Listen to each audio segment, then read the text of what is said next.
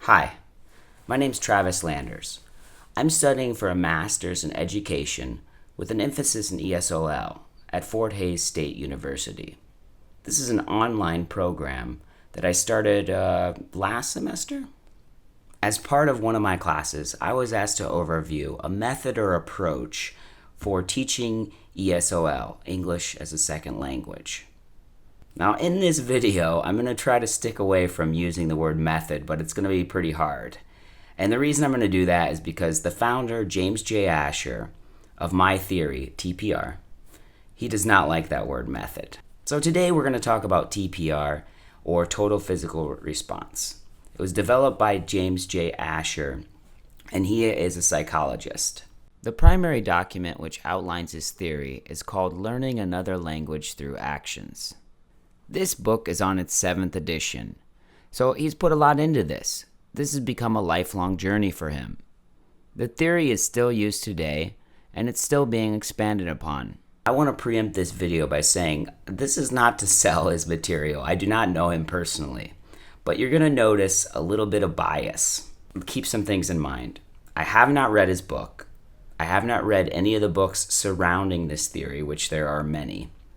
I have not tried TPR in a classroom setting, so I don't know if I'm the most experienced person. However, I have read several overview documents. I have watched an interview which was conducted, and Dr. Asher talks about the theory. I have watched a few videos where they teach the method. So while I have no personal experience with it, I do know quite a bit about it. I love this theory. And I think it's because it's so scientific. It connects our brain to learning in a way I've never heard of, and it just makes so much sense. In education, we're beginning to become more scientific, and that's awesome, because I think we need scientists in this field. I hope from this video, you'll get a nice overview of what this theory is. But more than that, I hope it excites you. I hope you get excited about this as much as I am, and you want to dive into some of these books and start to learn it and use it in the classroom. TPR was developed like many other great theories from a simple observation. Dr. Asher noticed that the interactions between parents and children often took on this form. There was some speech from the parent, followed by a physical response from the child. From this, he was able to make 3 hypotheses. First, language is learned primarily by listening. Second, language learning must engage the right hemisphere of the brain. Third, learning a language should not involve any stress. These assumptions led to his first experiment in 1965 with the Japanese language. Continuing to refine this theory, Dr. Asher released a book, Learning Another Language Through Actions, which was published in 1977.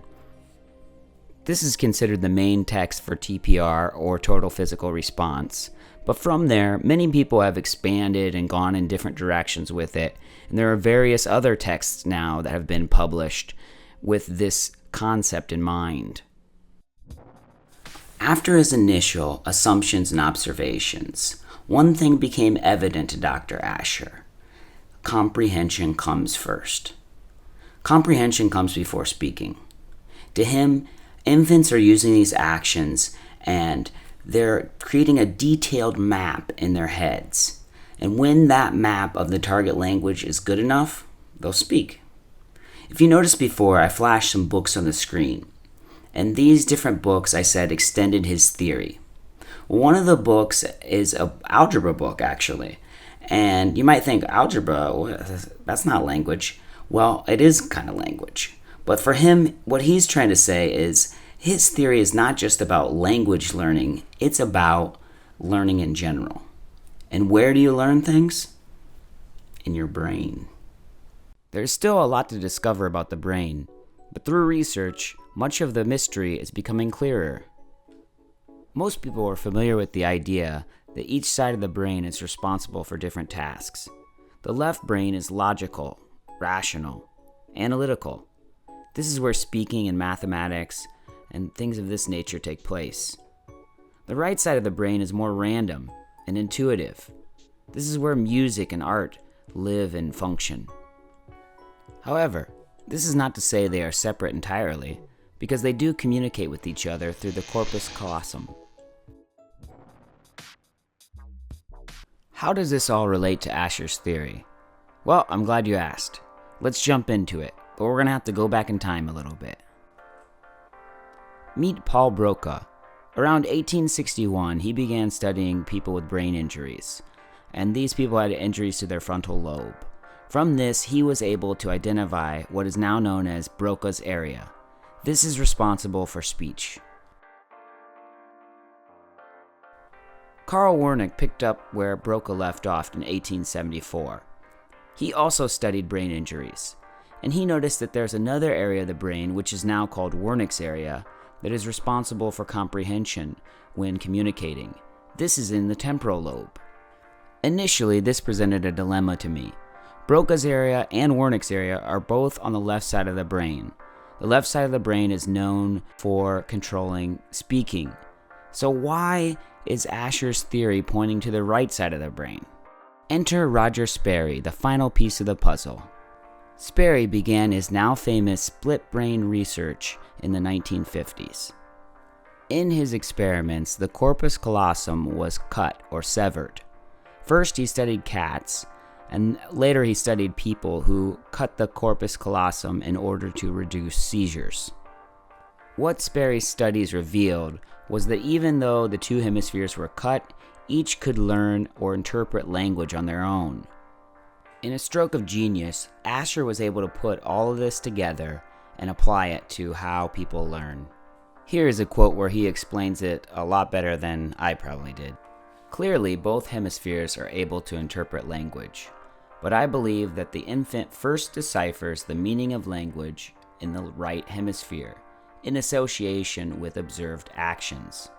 The left brain observes this association between language and action for hundreds of hours before it is ready for its feeble attempt to talk. Throughout the child's development, the left shadows the right, with the child's understanding as demonstrated in body expressions far in advance of its speaking. Therefore, it seems clear that a logical starting point for any instructional program that intends to teach another language is to structure the content especially for the right hemisphere. If all that science mumbo-jumbo just went over your head, then relax. We're going to explain this in a simple manner here in a few seconds. But consider this. For 25 years, laboratory experiments and classroom observations have yielded positive results with this procedure. Mumbo-jumbo or not, there's some merit to this.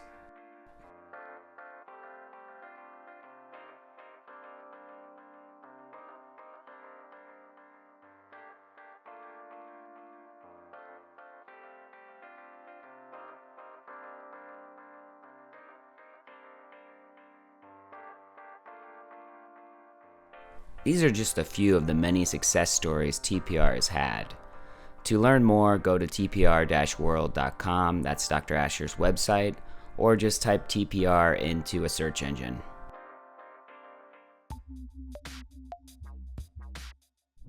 Typical language learning scenarios, like please sit down and repeat after me, have a lot of problems when you examine them under the microscope of this theory. The first problem is, since you're using two parts of your brain when you listen and repeat, there's two things going on the left side of the brain, and this causes a bit of a short circuit or overload. The second issue is the left side of the brain is very logical and rational. When you try to teach to this side of the brain and you teach a word like changmun, which means window in Korean, your brain immediately dismisses that as nonsense because you know it as window. It's not changmun. And so the left brain becomes somewhat of a gatekeeper that you need to get past. Asher's saying we need to bypass that gatekeeper and just put it into the right brain initially, then later the left brain can access that and develop it further through different activities. As mentioned, there are now many shapes and forms of TPR, but in general, TPR consists of imperative drills that turn learners into listeners and performers. Here would be a very basic setup of an action story class for young kids. The teacher introduces the vocab. Plane, plane. Later, the teacher incorporates the vocab into an action imperative sentence to get the students using their actions. Fly your plane. Fly your plane. The students are not asked to repeat, because this could cause brain overload, like discussed before. By simply listening and following actions, the words are connected to the actions and stored to the right side of the brain. TPR attempts to play or trick the brain. In this way, brain overload is avoided. We don't need to try to convince the left logical side of the brain that the information is real. Doing the actions bypasses the left side. TPR creates an environment where, 1, there's low stress. Students are not forced to speak or caught up in that brain overload. 2, there's long-term retention. The right brain holds on to the information for weeks, months, or even years, while the left side would usually just forget this, sometimes before class even ends. 3, this has been proven to be successful with children and adults. 4, it can be enjoyable for teachers too. Dr. Asher could be just a good salesman. I mean, there's no doubt about it. He's won me over, and I will probably buy his book and give it a try because it just has so much merit. Personally, with my experiences in learning Korean, I can really connect to this theory. There have been times people have introduced a word and I thought, that is complete gibberish. It just did not go in there. And I think that's the left brain shutting it down. And then there are other times I was able to, connect it and create this familiarity that I'm sure many people are aware of when they have a conversation with someone and something comes up and you have this familiarity and suddenly you're at ease. Well, the same thing happens in learning these new words. You get a familiarity and it just goes in there so much easier. And I think that's my left brain saying, hey, this is okay. So on a personal level, I can really connect here. But it isn't just me who sees it this way. Several other people have written their own books and texts contributing to this, extending it. People have had positive results throughout the world. Is it him just being a magician and tricking everybody, a good salesman? I don't think so. For years, people have thought the left side of the brain was the only part of the brain responsible for communication due to these earlier studies. But now we're seeing that the right side plays an integral role, especially in young infants when they're learning a language. The two parts of the brain are connected by the corpus callosum, and they communicate when learning language. So the right side has a lot going on that we don't even know about or we haven't learned about yet. Asher's theory has uncovered this, and I think it's a huge thing, not just for language learning, but for science in general and learning in general. The left side of the brain feeds off the right side, getting pertinent information here and there to help it along the way as it learns to communicate and comprehend through Broca's area and Wernicke's area. Now, this method will speak to a certain kind of teacher, and that's why I think it hasn't really caught fire and gained the kind of popularity it really should. To use this, you really need to dive into the theory and really learn it.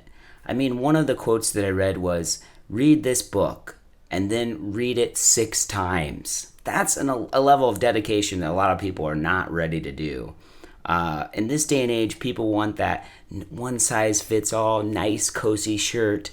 But, it's it's not going to happen. And I think with teaching, a lot of people need to realize there is no one size fits all. We need to have a varied approach because we are teaching a varied people. Each person is different, bring different experiences to the table, and we need to be ready to offer up something that's entertaining for that and also stimulating. So, some of the disadvantages that people have brought up, like you can't teach adults. Well, that's obviously not true because a couple people have written books on it. They've obviously figured out how to do it. If you need to teach an adult with this or you want to use it with adults, then perhaps you need to apply yourself a little bit more and look into how to do that. One of the other disadvantages that people have brought up is students don't get to express their ideas. But I think the storytelling adaptation of TPR gives them a chance to do this. Another thing is that people kind of say that this approach is limited in the scope. You can't use it throughout the whole class. Well, that's just what it is. It is what it is. It's not a one size fits all, like I said before. It doesn't cover your whole class. You're going to use it for part of your class, and then you're going to use other methods. As Dr. Asher puts it, use this to get it into your right side of your brain, to get the information in the right side, and then later use other activities to pull it over into the left side. So you would use TPR to get, vocab and other things in, and then use writing, listening, etc., to practice that on the left side. And I think that makes a lot of sense.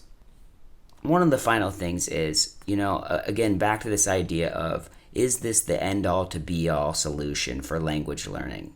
No. Dr. Asher is quoted as saying, "Any novelty, if carried on too long, will trigger adaptation. No matter how exciting and productive the innovation, people will tire of it."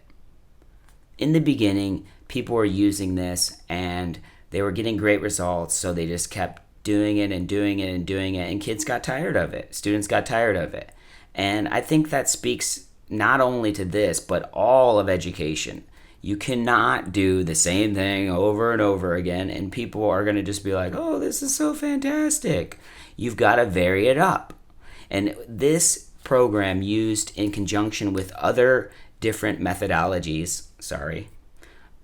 approaches, when you use these things together, you're going to get a varied approach that's stimulating. You're going to be using the TPR, which is scientific. I mean, let's use something that makes sense instead of just throwing different things out there just for the sake of doing it.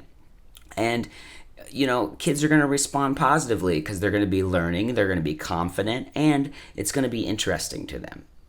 So I think you can see my opinions on this approach. As an ESL teacher, I think it's worth a look. Like I said, I have not tried this, and it's amazing that I've gotten to this level, but I've put a lot into this project, and the overview is just so exciting. When I was reading it, I was just thinking, wow, I really want to get this book. I just didn't have the time to buy it before I made the video, or I would have. So perhaps in the future, I'll do another video after reading the book and share some of my thoughts about the book. But for now, this is what we got. And I hope that it's also enticed you into looking into this theory and, maybe buying the book or trying it with your kids at least. Because I think there's a lot going on here that could really help people. I loved listening to some of the interviews with Dr. Asher, and he's saying things like, people think they can't learn, but they can. And you see it so often. Kids are just like, oh, English is so hard and I can't do it. And, especially teaching here in Korea, it just could be made so much simpler. Why do we have to suffer? There should be no suffering when you're learning a language. It should be fun. Enjoy it.